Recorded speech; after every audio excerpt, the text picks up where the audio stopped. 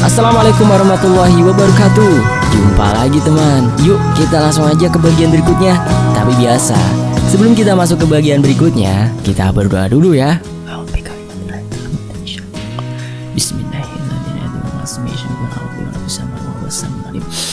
Allahumma sholli ala sayyidina Muhammad sallallahu alaihi wasallam. Oke teman-teman, kita masuk ke ceritanya.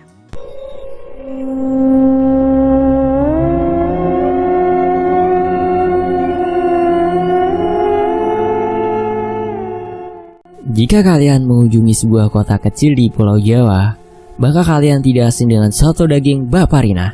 Nama samaran ya. Soto ini terkenal enak karena kaldunya yang gurih dan agak sedikit kental. Menu paling favorit di warung ini adalah soto daging sapi dan soto jeruan sapi.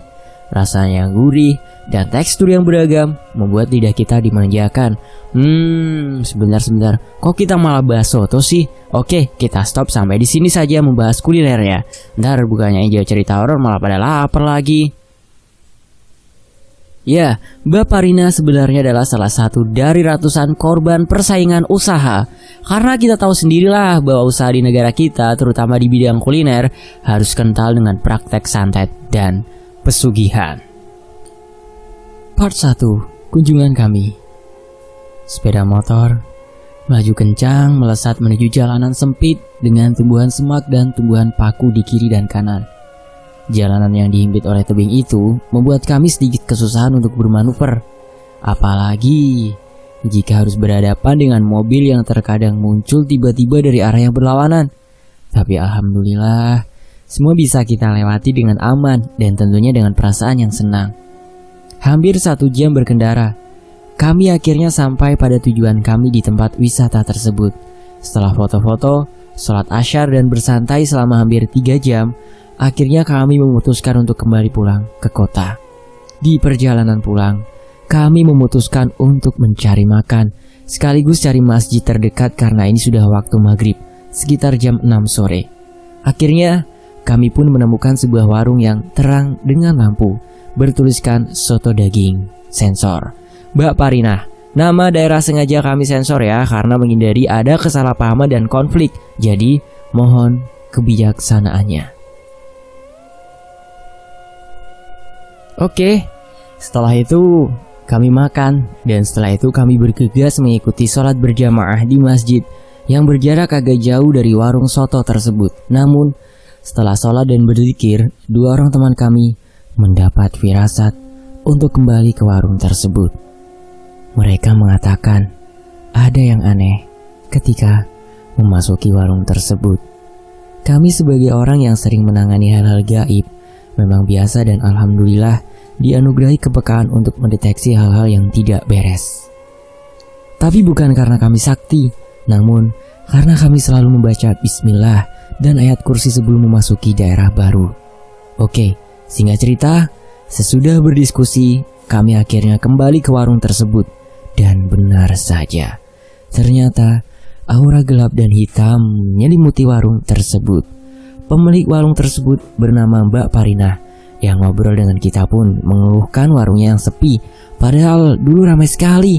Mbak Parina pun berharap kita bisa membantu beliau. Akhirnya kami di situ hanya melakukan cleaning biasa sambil membacakan sedikit ayat-ayat Al-Quran. Gus Haidar sebagai penulisnya ya, saya pribadi mau bertanya nih, cleaningnya itu baca ayatnya apa-apa ya Gus ya? Tolong nanti dikasih tahu nih buat kami-kami yang belum tahu gitu. Oke, kita lanjut. Selebihnya kami ingin pesan soto lagi untuk dibawa pulang, dan ternyata Mbak Parina sudah menyiapkan soto untuk kami bawa, dan beliau memberikannya secara gratis kepada kami. Awalnya kami tidak mau menerimanya, namun karena beliau memaksa akhirnya kami menerimanya. Setelah itu kami pun pulang ke kota dan menjalankan rutinitas pekerjaan seperti biasanya. Setelah 1 bulan berlalu, kami pun kembali touring dengan sepeda motor kami. Dan pulangnya kami sengaja 1 jalur dengan jalur sebulan yang lalu dan mampir ke warung soto milik Mbak Parina lagi. Syukurlah, warung Mbak Parina ramai dikunjungi pembeli. Tetapi di sudut sana, ada seseorang yang benci dengan ramainya warung Mbak Parina. Dan inilah awal petaka yang sesungguhnya terjadi. Kesaksian Andra, nama samaran ya. Kita akan tahu ya tentang proses terjadinya santet yang menimpa Mbak Parina. Andra adalah adik dari Mbak Parina dan masih tinggal serumah dengan Mbak Parina. Di sini Andra mulai bercerita tentang awal mula kejadian santet yang menimpa Mbak Parina. Andra menceritakan kejadian ini secara berurutan. Keanehan ini sebenarnya berawal pada saat warung Mbak Parina sekitar 3 bulan dibuka. Andra sebagai adik kerap membantu Mbak Parina, baik dalam persiapan penataan warung, memasak soto, maupun menghidangkan soto tersebut.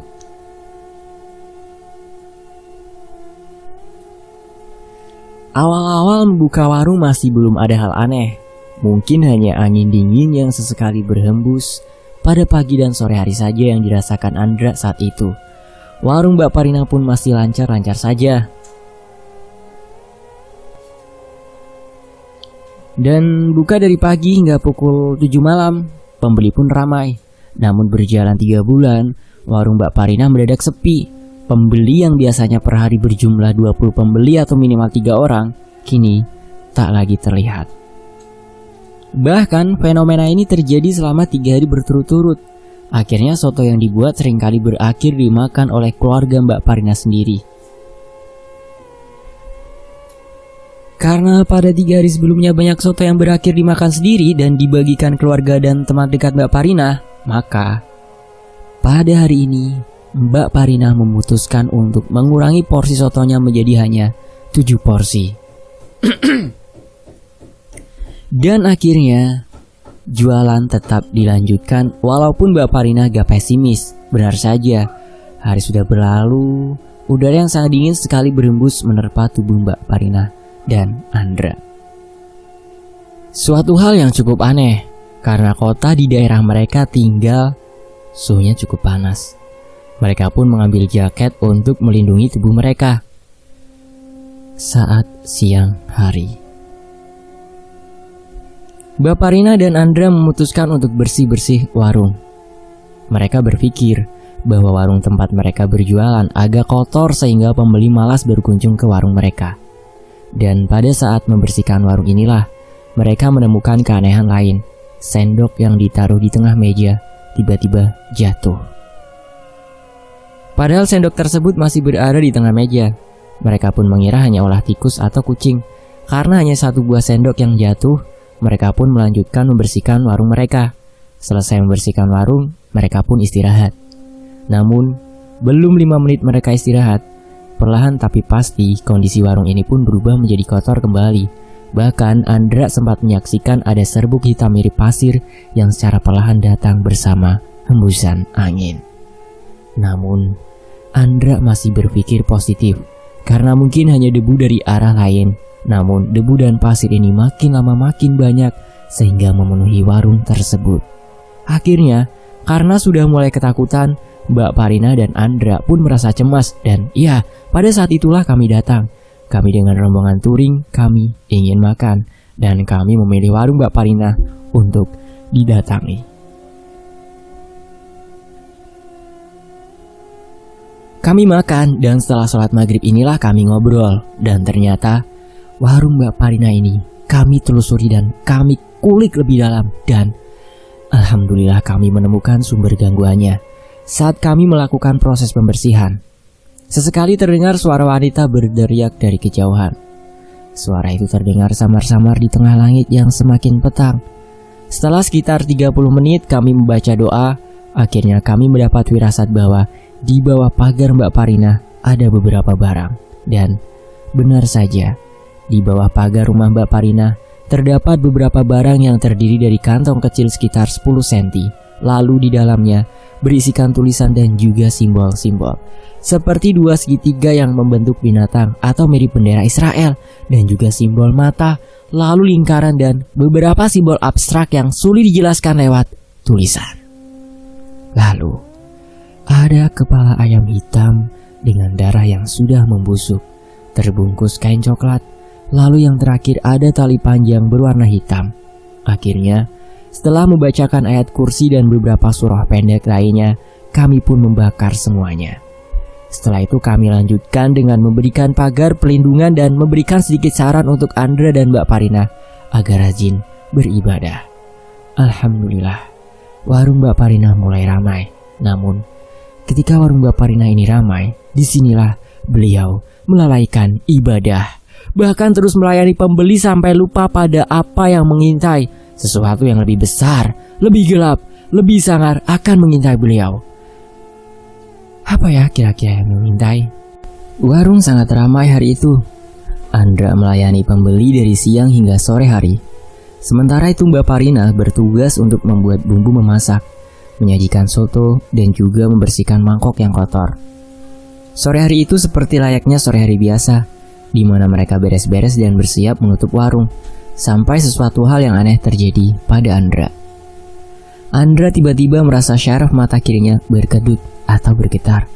Awalnya hanya berkedut biasa, namun lama-kelamaan kedutan itu semakin menjadi jadi.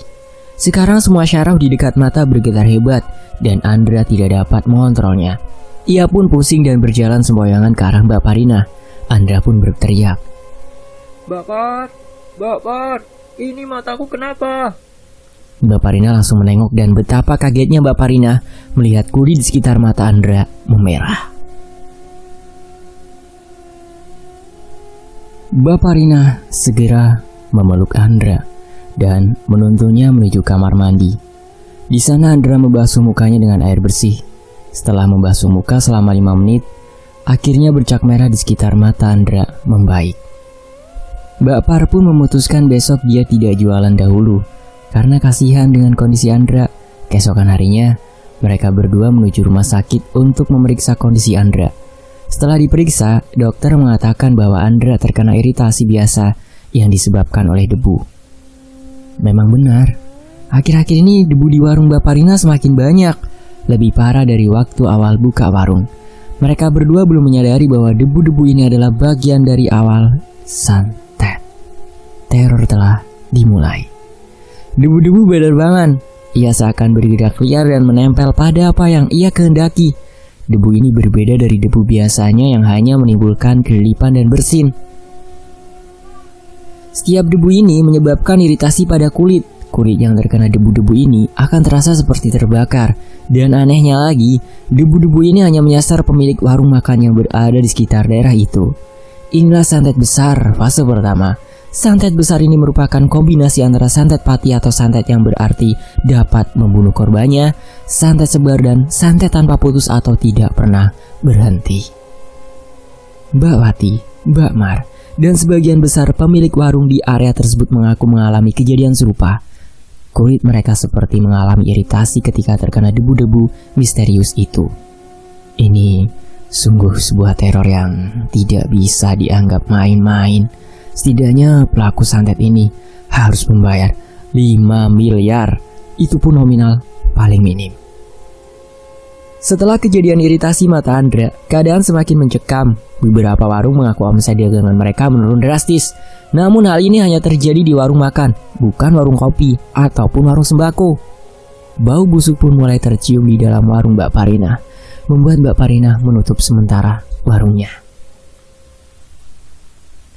Namun rupanya, rasa iri hati dan dengki telah menenggelamkan sang pelaku santet ini dalam lautan gelap dan hitam. Sang pelaku santet bukan hanya sudah terpedaya tipu daya iblis, namun sudah menjadi budak iblis itu sendiri. Sehingga sang pelaku begitu teganya membuat Mbak Parina menjadi sangat-sangat menderita. Serangan demi serangan santet datang tanpa henti menerpa keluarga Mbak Parina. Andra pun sampai saat ini masih ketakutan terhadap apa yang terjadi. Namun, la haula wala quwwata illa billah, tidak ada kekuatan yang lebih besar dari kekuatan Allah Subhanahu wa ta'ala. Setelah memutuskan untuk menutup warung, Mbak Parina pun memutuskan untuk membantu suami Mbak Parina. Namun untungnya, uang dari berjualan soto tersebut bisa digunakan untuk membeli 1 petak sawah kecil. 1 petak sawah kecil tadi pun menjadi lahan tambahan bagi suami Mbak Parina yang memang seorang petani. Sementara Andra bertugas untuk beres-beres rumah dan jaga rumah. Dua anak Bapak Rina sudah kerja keluar desa sewaktu lulus SMA. Jadi kehadiran Andra di sini sangat membantu Bapak Rina dalam mengurus rumah. Keputusan berhenti dan menutup warung rupanya bukan keputusan yang bijak. Keanehan dan kejadian-kejadian seram mulai bermunculan. Rupanya, warung makan pesaing Bapak Rina ini benar-benar takut jika Bapak Rina membuka warungnya kembali. Dia pun mengirim santet dan gangguan lainnya secara sporadis dan terus-menerus tanpa henti. Satu hari setelah warung tutup, Andra ditugaskan untuk membersihkan barang-barang yang ada di warung untuk dibawa ke gudang. Andra pun berjalan menuju warung sore itu. Dingin sekali, sampai Andra melipatkan tangannya ke badan. Andra pun merasa badannya lemas karena hawa dingin yang jauh di bawah normal. Rasa lemas dan lunglai pun menghampiri Andra ketika tiba di dekat warung. Tapi karena Andra ingin pekerjaannya cepat selesai, ia pun bergegas untuk membereskan semua peralatan warung tersebut. Andra mulai membereskan mangkuk. Mangkok-mangkok tersebut ia tumpuk agar mudah membawanya. Tetapi saat Andra mengambil beberapa mangkok lagi, tiba-tiba, brak, piar, satu tumpukan mangkok berserakan di tanah. Beberapa mangkok ada yang pecah sementara sebagian besar masih utuh. Andra pun kaget dan sedikit ketakutan karena ia tahu betul bahwa ia telah menaruh tumpukan mangkok tadi di tengah meja. Dan satu tumpukan mangkok hanya terdiri dari 5 mangkok saja. Jadi hampir tidak mungkin ada angin yang begitu kuat yang dapat menggulingkan mangkok tersebut. Namun rupanya Andra masih berpikiran positif dan menganggap bahwa ada kucing yang lari dan tidak sengaja menabrak mangkok tersebut. Setelah mangkok tersebut jatuh, sesegera mungkin Andra membereskan pecahan-pecahan mangkok tersebut. Syukurlah, hanya 3 mangkok yang pecah dari total 100 mangkok yang ada. Setelah semua dirasa aman, Andra pun membawa mangkok-mangkok tersebut pulang menuju rumah Bapak Rina. Lebih tepatnya menuju gudang. Andra bolak-balik dari warung ke gudang untuk memindahkan mangkok tersebut. Namun, pada saat kembali ke warung untuk memindahkan mangkok terakhir, Andra mencium bau busuk seperti bau bangkai. Bau tersebut sangat menyengat sehingga membuat perut Andra mual. Sambil menahan bau bangkai busuk tersebut, Andra segera mengambil tumpukan mangkok terakhir dan membawanya ke gudang Bapak Rina. Saat selesai membereskan mangkok, Andra langsung balik ke rumah dan tidak jadi membereskan barang lainnya. Andra memutuskan untuk membereskan barang-barang tersebut pada keesokan harinya. Keputusan Andra untuk membereskan barang pada keesokan harinya pun ternyata tidak meredam bau busuk yang terus muncul. Walaupun Andra sudah tutup hidung, bau bangkai busuk itu tetap tercium dan hanya berkurang sedikit saja. Andra pun tidak kekurangan akal. Ia segera memoleskan minyak kayu putih ke dekat hidungnya. Namun bau dari bangkai busuk itu masih saja menembus hidung Andra. Terakhir, Andra menyemprot parfum dan dioleskan ke hidungnya. Ternyata masih saja tidak membantu. Anehnya Bapak Rina dan suami Bapak Rina yang ada di rumah ternyata tidak mencium bau apapun. Andra pun segera menceritakan kejadian ini pada Bapak Rina dan suami Bapak Rina. Namun belum selesai Andra bercerita, tiba-tiba Andra muntah. Sontak saja Bapak Rina segera mengambilkan kantung kresek, sementara suami Bapak Rina mengambilkan minyak kayu putih, minyak pijat dan segelas air putih. Namun begitu mereka melihat Andra, betapa kagetnya. Darah sudah berceceran di mana-mana. Ada 2 ekor kalajengking keluar bersamaan dari mulut. Ada gumpalan-gumpalan warna merah kehitaman, seperti daging busuk yang dibuang berhari-hari. Siapapun yang melihat dan membayangkan ini, maka akan terasa mual di perut mereka. Bapak Rina dan suami pun merasa mual melihat kejadian yang ada di depannya. Akhirnya, suami Bapak Rina menguatkan diri dan mendekati Andra. Dengan menahan bau busuk itu, dia pun memberikan minyak kayu putih itu kepada Andra. Selanjutnya, suami Bapak Rina pergi mencari Ustadz. Setelah 1 jam mencari Ustadz, ternyata suami Bapak Rina tidak menemukan Ustadz sama sekali. Selain Ustadz Rukyah di kabupaten tersebut sangat jarang, semua Ustadz pada sibuk menangani kasus yang sama dengan yang dialami Andra. Sesampainya di rumah, ternyata Andra tiba-tiba sembuh dari muntahnya. Semua pun kembali normal dan bekas muntahnya juga sudah dibersihkan. Namun, semua kegilaan ini terus berlanjut seperti jalan gelap tak berujung. Hari telah berganti sore. Pertanda para dukun dan tukang tenung mulai menghembuskan angin-angin jahat. Berat rasanya kulanjutkan kisah ini, karena Mega seakan tak memihak Raga. Namun di sela was-was dan keraguan, aku percaya Allah akan selalu ada dengan segala kuasa dan kebesarannya. Allah pasti membantu hamba-hambanya yang senantiasa sabar dan tawakal. Bismillahirrahmanirrahim. Ketika berkas-berkas cahaya sore mulai berganti warna menuju semua oranye dan jingga, di sana terlihat Mbak Parina masih duduk termenung memikirkan rentetan kejadian yang menimpa dirinya. Untungnya Andrea sudah kembali baikan sore itu. Azan maghrib berkumandang, barisan kelelawar mulai menampakkan sayap-sayap coklatnya.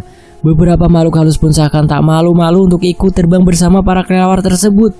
Bulu-bulu hitam makhluk halus tersebut tampak sama dengan hitamnya malam, tebal, dan tak terawat. Namun hanya sedikit orang yang menyaksikan keberadaan makhluk-makhluk halus tersebut karena ada tabir yang harus disingkap, ada informasi yang tak harus diketahui. Salah satu tugas manusia adalah beribadah pada Allah dan juga memikirkan bagaimana caranya bertahan hidup esok hari.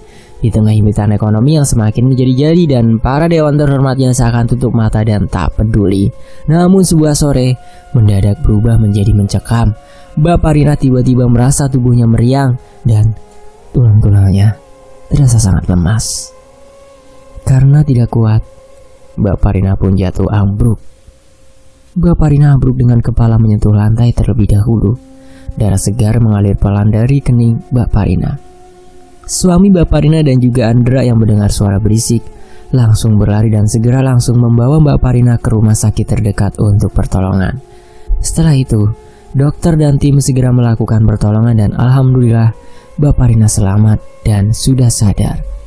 Ketika ditanyai oleh keluarga, Mbak Parina pun menjawab bahwa ia tiba-tiba lemas dan tulangnya pun terasa seperti lepas dari tubuh. Kemudian ia mengatakan bahwa ada makhluk jelek pendek dan memiliki sayap yang membawa sukmanya pergi dari tubuh.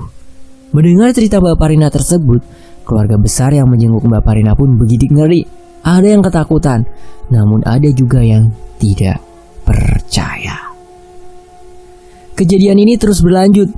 Besok paginya sekitar jam 3 pagi, Mbak Parina merasa ada sesuatu yang berjalan di tangannya, seperti kelaba yang berjalan merambat menjelajahi urat nadinya. Namun syukurlah, azan subuh meredam semua keanehan dan keganjilan tersebut. Alhamdulillah, sejak kejadian seram yang menimpanya, Mbak Parina mulai rajin lagi untuk sholat dan rajin konsultasi dengan Pak Ustadz, perihal agama, gaib, dan lain-lain. Pada sekitar pukul 9 pagi, Mbak Parina cek ke dokter. Di sana tidak ditemukan penyakit apapun oleh dokter. Namun, dokter memberikan resep obat yang bisa membuat badan Mbak Parina kembali sehat dan segar kembali. Setelah meminum obat dari dokter, benar saja, Mbak Parina kembali sehat dan bugar kembali. Pak Ustadz kampung juga mencoba memberikan air doa untuk Mbak Parina dan keluarga, dan sedikit banyak air doa itu juga ikut membantu memulihkan kondisi Mbak Parina. Tetapi iri, dengki telah membutakan arah dan memadamkan cahaya kebaikan. Sang pelaku santet lagi-lagi mengembuskan santet kepada Mbak Parina. Kali ini jauh lebih kuat dari sebelumnya. Tumbal dan darah yang dikorbankan jauh lebih banyak dan mengalir deras dihembuskan gelap malam. 60 ekor ayam dan 60 tetes darah anak perempuan serta 6 kertas mantra rupanya telah ditanam di tempat tertentu. Tetapi Allah Maha Tahu atas segalanya, dan Allah lah Sang Maha Kuasa atas segala sesuatu. Maka tabir ini pun pelan-pelan terungkap. Nanti saya dan tim rukyah saya lah yang menemukan sihir tersebut. Saya di sini Mas Haidar ya. Dibantu dengan beberapa warga, akan saya jelaskan di part akhir. Selama kurang lebih 1 minggu setelah berobat ke dokter dan konsultasi dengan beberapa ustadz, gangguan yang dialami Mbak Parina pun reda. Namun, ada satu waktu di mana satu keluarga tersebut lalai dan lupa dalam beribadah. Disitulah gangguan mulai masuk lagi. Santet kiriman kedua ini telah diketahui oleh Andra, yaitu pada saat malam hari, sesosok pemuda misterius menaburkan beberapa air bercampur bunga di sekitar rumah Mbak Parina.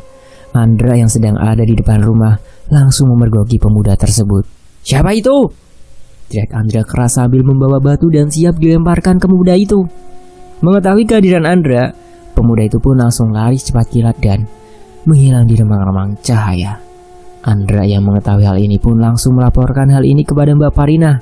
Keesokan harinya, Mbak Parina segera membersihkan bekas air kembang tersebut. Matahari terus bergerak, menggelinding dari ufuk timur lalu menyorot tajam di atas kepala. Kemudian kembali menggelinding ke arah barat untuk rehat dari penat. Kemudian ia gantikan gelap bersama bulan sebagai teman lelap. Mbak Parina menatap keluar jendela kamarnya atau kamar depan yang langsung mengarah ke jalan desa. Jalanan desa mulai lengang, hanya beberapa ekor jangkrik yang masih mengeluarkan suaranya. Lalu, di tengah gelap, ada sesosok misterius yang samar-samar menghampiri rumah Mbak Parina. Kemudian perlahan, sosok tersebut tiba-tiba berubah menjadi ribuan kecoa yang terbang liar ke sana kemari. 2 ekor kecoa saja udah membuat kita begitu ngeri. Bayangkan, ini ada ribuan kecoa yang terbang. Beberapa kecoa yang bergerombol sambil mengepakkan sayapnya. Bunyi kecoa terbang yang khas membuat telinga siapa saja yang mendengarnya akan terasa geli. Badan kecoa yang coklat gelap ini pun menghiasi remang-remang cahaya lampu di sekitar rumah Mbak Parina. Mbak Parina yang melihat hal itu pun langsung menutup jendelanya, menutup pintu depan dan berdoa sebisa mungkin. Mbak Parina enggan membangunkan suaminya dan juga Andra karena enggan mengganggu mereka yang sedang tidur. Namun, ketika Mbak Parina menengok ke bawah kolong tempat tidur, ditemukan sekitar 10 kecoa di kolong tempat tidur Mbak Parina. Mbak Parina pun segera menutup selimutnya dan bersiap untuk tidur. Tetapi puluhan kecoa merambat memenuhi tubuh Mbak Parina dengan liarnya hingga Mbak Parina berteriak-teriak. Kecoa, kecoa! Teriakan Mbak Parina ini membuat suami Mbak Parina dan Andra datang ke kamar Mbak Parina. Saat Andra dan suami Mbak Parina memasuki kamar Mbak Parina, mereka tidak melihat kecoa tersebut. Ribuan kecoa yang tadi terbang di sekitar depan rumah Mbak Parina dan juga merembat di tubuh Mbak Parina menghilang. Suami Mbak Parina pun menenangkan Mbak Parina yang masih teriak-teriak ketakutan. Malam masih panjang, dan dendam masih mengintai aliran darah segar di antara daging yang berdetak. Sang pendendam siap membuat otot robek dan kulit terjabik hanya demi darah keluar dari sang raga. Malam termenung, semua hening, hanya sajak yang masih menulis dirinya sendiri. Malam pun berlalu, semua diam dalam irama yang tak dapat digambarkan temaram. Mbak Parina masih terbaring untuk kesekian kalinya, tak mau makan dan tak mau minum. Semua orang di keluarga pun bingung. Beberapa orang pun mulai enggan ikut campur dengan urusan Mbak Parina. Sementara itu, Ustadz yang biasa menolong pun kini tidak berada di desa. Mungkin ada urusan waktu itu. Aduh. Rintih Mbak Parina di sepanjang hari mulai pagi sampai malam. Pandangan Mbak Parina pun kosong, menatap nanar keadaan tubuhnya. Ia hanya bisa merintih menahan perih, sambil tangannya memegang tangan suaminya. Di sisi lain, Andra dan suami Mbak Parina terus berdoa mengharap kesembuhan dari santet yang datang tiada henti layaknya burung yang memakan padi. Semua berjaga malam itu. Sang suami pun seperti dibimbing menelpon seorang ustadz di luar provinsi. Namun ustadz tersebut malah merekomendasikan tim rukyah kami untuk datang dan menangani masalah ini. Keadaan sekitar rumah Mbak Parina sepi waktu itu. Serangga yang biasa bernyanyi ria malam itu seperti dibungkam oleh kekuatan jahat dan kejam. Suami dari Mbak Parina segera menghubungi nomor WhatsApp saya sendiri. Saya di sini Gus Haidar ya. Dan untuk kontaknya nanti ada di deskripsi ya, jika teman-teman butuh nomor kontaknya. Saya waktu itu sedang mengerjakan laporan praktikum saya masih semester 3 waktu itu ya. Langsung mengangkat call di WhatsApp dan berjanji akan menolong Mbak Parina dan keluarga 2 minggu lagi. Karena minggu depannya saya masih UTS dan ujian praktikum. Tetapi setelah menutup telepon tiba-tiba duar, dentuman keras terdengar tepat di samping kamarku. Astagfirullahaladzim, ucapku kaget saya beristighfar terus-menerus dalam hati. Setelah kondisi diri agak tenang, aku lantunkan beberapa ayat Al-Quran. Setelah itu, aku pun menghampiri sumber suara tersebut sambil membawa air rukyah. Bau busuk mulai tercium ketika aku mendekati sumber suara tersebut, yang ternyata adalah kain putih yang dibentuk menyerupai pocongan atau pocong dengan tali merah sebagai pengikatnya. Setelah benar-benar dekat, aku menyiramkan air rukyah yang aku bawa Dan tiba-tiba puluhan belatung muncul dari balik bungkusan putih tersebut. Setelah mengucapkan bismillah, aku membuka bungkusan itu dan terlihatlah beberapa bunga, jarum, dan daging busuk. Ini pertanda sang penyantet sangat serius dan ini adalah ajakan untuk perang, batinku dalam hati.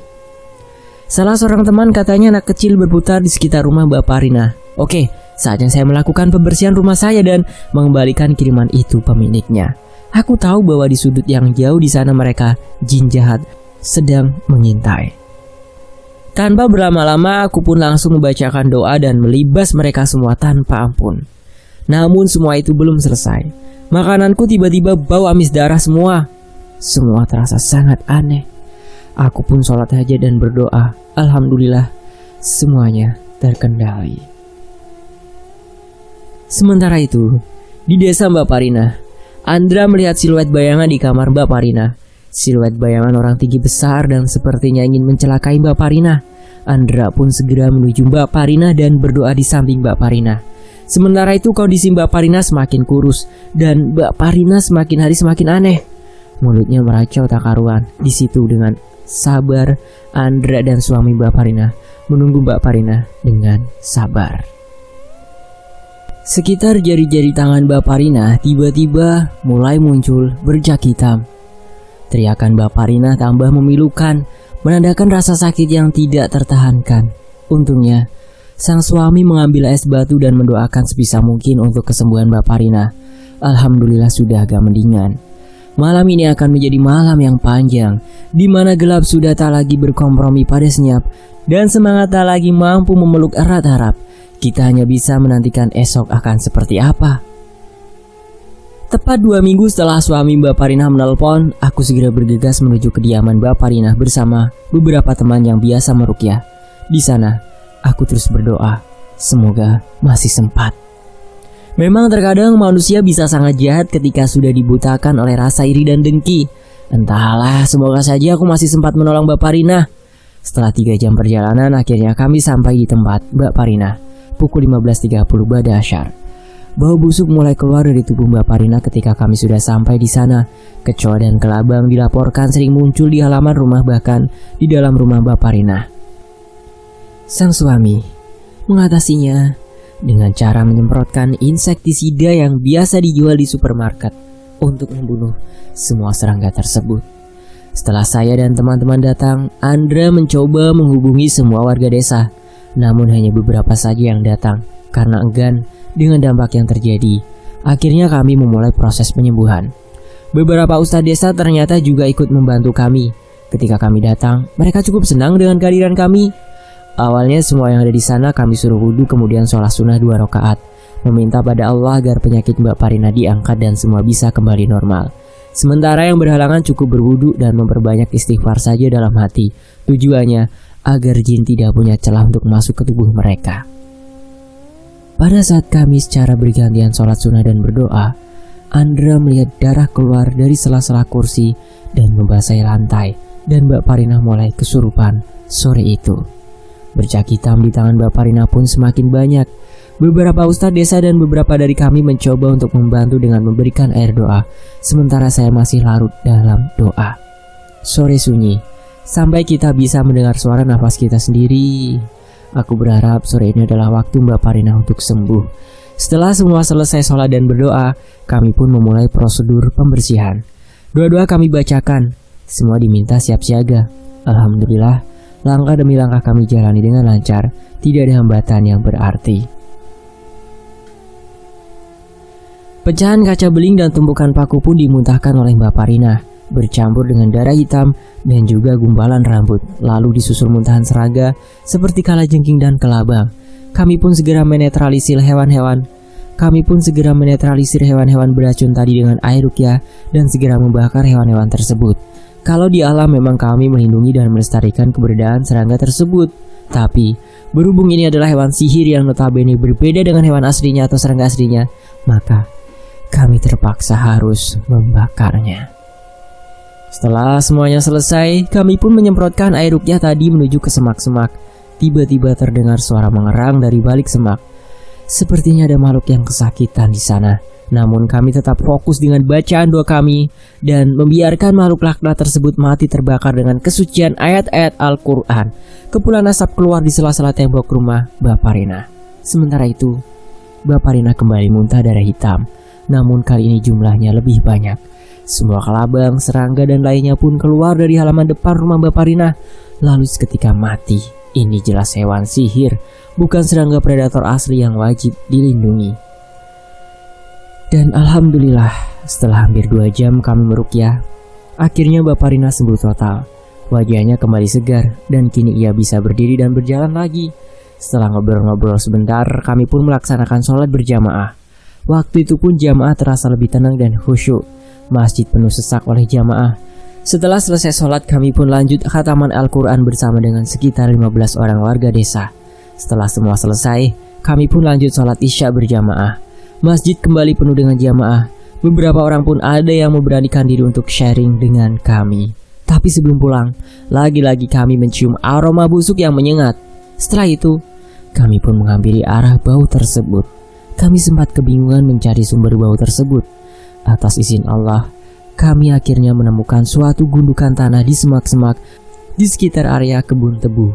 Dengan hanya mengandalkan pencahayaan dari senter HP dan senter warga, akhirnya kami menemukan bangkai 60 ekor ayam, 6 kertas mantra, dan beberapa bercak darah dalam setiap kertas mantra tersebut.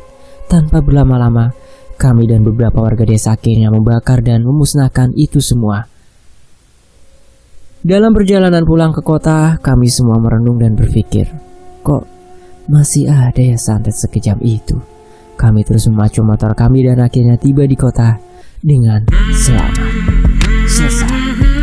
Dan demikianlah ya tulisan yang dituliskan oleh Gus Haidar yang dengan menggunakan akun Twitter Lumbung Emas @cerita sesekana. Dan saya mengapresiasi setinggi-tingginya kepada Gus Haidar ya. Semoga Allah selalu melindungi beliau.